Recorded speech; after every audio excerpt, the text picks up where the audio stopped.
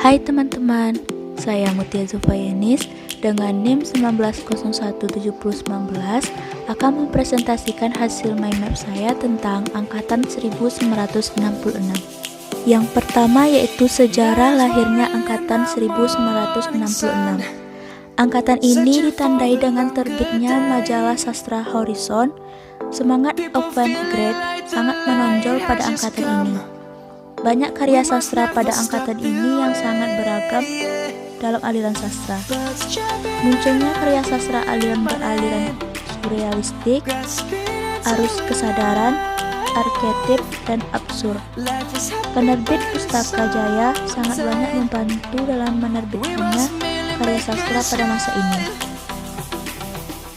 Nama angkatan 66 dicetuskan oleh H.B. Jassim dalam bukunya Angkatan 66. Angkatan ini lahir bersamaan dengan kondisi politik Indonesia yang tengah mengalami kekacauan akibat merajalelanya paham komunis. Oleh karena itu, karya sastra yang lahir pada periode ini lebih banyak berwarna protes terhadap keadaan sosial dan politik pada masa itu. Kemudian, ciri-ciri Angkatan 66. Yang pertama, mulai dikenal gaya epik atau bercerita, dan pada puisi muncul puisi-isi balada. Yang kedua, puisinya menggambarkan kemuraman batin hidup yang menderita. Yang ketiga, prosanya menggambarkan masalah kemasyarakatan. Yang keempat, cerita dengan latar belakang perang dalam prosa mulai berkurang, dan pertentangan politik dalam pemerintahan lebih banyak mengemuka. Yang kelima, banyak terdapat penggunaan gaya retorik dan slogan dalam puisi. Yang keenam, muncul puisi mantra dan surrealisme pada awal tahun 1960-an yang banyak berisi tentang kritik sosial dan kewenang-wewenangan terhadap kaum lemah. Kemudian ada manifest kebudayaan. Manifest kebudayaan adalah konsep kebudayaan yang mengusung humanisme universal. Manifest kebudayaan ini adalah bentuk respon dari teror-teror dalam ranah budaya yang dilancarkan oleh orang-orang yang tergabung dalam Lekra, yaitu Lembaga Kebudayaan Rakyat. Oleh orang-orang Lekra, manifest kebudayaan yang sering disebut manifest kebudayaan diplesetkan oleh orang-orang Lekra menjadi manikebo, yang artinya dermaga. Naskah manifest kebudayaan selesai dikerjakan oleh Wiratmo Sukito pada tanggal 17 Agustus 1963 pada pukul 4 WIB. Pada tanggal 24 Agustus 1963 diadakan sidang pengesahan manifest kebudayaan dengan pimpinan sidang Gunawan Muhammad dan sekretaris Bogor Hutasuhud. Sidang ini dilaksanakan di Jalan Raden Saleh nomor 19 Jakarta dan mulai pada pukul 13 WIB. Atas nama panitia, Bogor Hutasuhud melaporkan hasil kerja panitia perumus yang telah menetapkan manifest kebudayaan. Terdiri dari 3 bagian, yaitu manifest kebudayaan, penjelasan manifest kebudayaan, dan literatur Pancasila. Secara aklamasi, panitia menetapkan hasil sidang yaitu manifest kebudayaan tidak bisa diubah lagi, dan manifest kebudayaan tidak a priori melahirkan organisasi. Kemudian manifest kebudayaan ini dipublikasikan lewat surat kabar berita Republik dalam ruang forum. Kemudian Lekra, Lembaga Kebudayaan Rakyat atau dikenal dengan akronim Lekra, merupakan organisasi kebudayaan sayap kiri di Indonesia. Lekra didirikan atas inisiatif DN Aidit, Nyoto, MS Ashar, dan AS Darta pada tanggal 17 Agustus 1950. Lekra mendorong seniman dan penulis untuk mengikuti doktrin realisme sosialis. Semakin vokal terhadap anggota Lekra, kelompok lain membentuk Manikebu, Manifesto Kebudayaan. Akhirnya mengarah ke Presiden Soekarno untuk melarang itu. Setelah gerakan 30 September, Lekra dilarang bersama dengan Partai Komunis. Kemudian perbedaan antara periode 50 dengan angkatan 66. Yang pertama yaitu periode 50. Pada periode ini memantulkan kehidupan masyarakat yang masih harus terus berjuang berbenah di awal-awal masa kemerdekaan. Disebut juga generasi kisah. Di masa ini, sastra Indonesia sedang mengalami booming cerpen, juga marak karya teater. dan mulai tumbuh sarasehan-sarasehan sastra, terutama di kampus-kampus. Yang kedua yaitu Angkatan 66. Pada Angkatan 66 ini menegakkan keadilan dan kebenaran berdasarkan Pancasila dan Undang-Undang Dasar 1945, menentang komunisme dan kediktatoran. Bersama Orde Baru yang dikomandani Jenderal Soeharto ikut menumbangkan Orde Lama, mengusir habis Lekra dan PKI. Sastra Angkatan 66 berobsesi menjadi Pancasila sejati. Dan yang terakhir yaitu pengarang dan karya Angkatan 66. Yang pertama yaitu Abdul Hadi WM. Lahir di Sumeneb 24 Juni 1946. Pada umur 73 tahun. Adalah salah satu sastrawan, budayawan dan ahli filsafat Indonesia.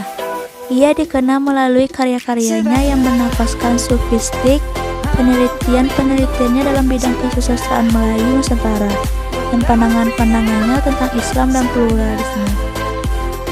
Pendidikan dasar dan sekolah menengah pertamanya diselesaikan di kota kelahirannya. Ia kemudian menempuh pendidikan di Fakultas Sastra Universitas Gadjah Mada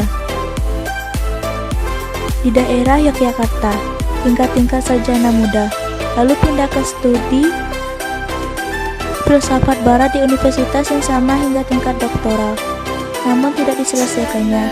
Ia beralih ke Fakultas Sastra Universitas Padjadjaran, Bandung, dan mengambil program studi antropologi. Pada tahun 1992, ia mendapatkan kesempatan studi dan mengambil gelar master dan doktor filsafat dari University Science Malaysia di Penang, Malaysia, di mana pada saat yang bersamaan ia menjadi dosen di universitas tersebut. Karya yang terkenal dari beliau: satu, Laut Belum Padang, yang kedua Meditasi, dan yang ketiga Anak Laut Anak Langit. Yang kedua yaitu Sapardi Djoko Damono. Lahir di Surakarta 20 Maret 1940 pada umur 40 tahun. Adalah seorang pujangga berkebangsaan Indonesia termuka. Ia kerap dipanggil dengan singkatan namanya SDD. SDD dikenal melalui berbagai puisinya mengenai hal-hal sederhana namun penuh makna kehidupan, sehingga beberapa di antaranya sangat populer, baik di kalangan sastrawan maupun khalayak umum. Lulus dari SMP Negeri 2 Surakarta pada tahun 1955 dan SMA Negeri 2 Surakarta pada tahun 1958. Pada masa ini, SDD sudah menulis sejumlah karya yang dikirimkan ke majalah-majalah. Tahun 1973, SDD pindah dari Semarang ke Jakarta untuk menjadi direktur pelaksana Yayasan Indonesia yang menerbitkan majalah sastra Horizon. Sejak tahun 1974, ia mengajar di Fakultas Sastra. Sekarang Fakultas Ilmu Budaya di Universitas Indonesia. Tetap kini telah pensiun. Karya yang terkenal dari beliau yaitu 1. Dukamu Abadi, 2. Mata Pisau dan Akuarium, 3. Perahu Kertas, 4. Hujan Bulan Juni. Yang ketiga yaitu Gunawan Muhammad. Lahir di Batang 29 Juli 1941. Pada umur 78 tahun, adalah seorang sastrawan Indonesia berkemuka. Ia juga salah seorang pendiri majalah Tempo. Ia merupakan adik Kartono Muhammad, seorang dokter yang menjabat sebagai ketua IDI. Selepas SMA, ia melanjutkan pendidikannya ke Fakultas Psikologi Universitas Indonesia pada tahun 1960 sampai 1964. Pada tahun 1995, ia mempelajari filsafat dan ilmu pengetahuan di Belgia, dan kemudian ia berkuliah di Universitas Oslo, Norwegia pada tahun 1966. Dia kembali mendalami pengetahuan di Universitas Harvard tahun 1989. Karena perhatiannya lebih tertarik pada masalah masyarakat, kebudayaan, dan sastra, ia tidak pernah memperoleh gelar pada perguruan itu. Karya yang terkenal dari beliau adalah 1. Mari Kesit, 2. Asmaranirana, ketiga Misalkan Kita di Sarajevo. Dan yang keempat ada Umar Khayyam. Lahir di Ngawi, Jawa Timur 30 April 1932. Meninggal di Jakarta pada tanggal 16 Maret 2002 pada umur 69 tahun. Adalah seorang sastrawan, sosiolog, dan seorang guru besar di Fakultas Sastra Universitas Gadjah Mada. Umar Khayyam wafat setelah menderita patah tulang paha pangkal kiri. Umar Khayyam lulus sarjana muda di Fakultas Pedagogik Universitas Gadjah Mada. Di bidang pemerintahan, ia pernah menjabat Direktur Jenderal Radio, Televisi, dan Film, Departemen Penerangan RI. Di bidang pendidikan, ia pernah menjadi Direktur Pusat Latihan Ilmu Sosial Universitas Hasanuddin.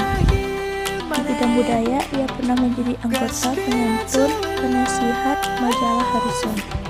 Karya yang terkenal dari beliau yaitu 1. 1000 Kunang-Kunang di Manhattan, 2. Pada Satu Saat di Bandar Sangging, 3. Jalur Tanpa Batas, 4. Jalan Manikung.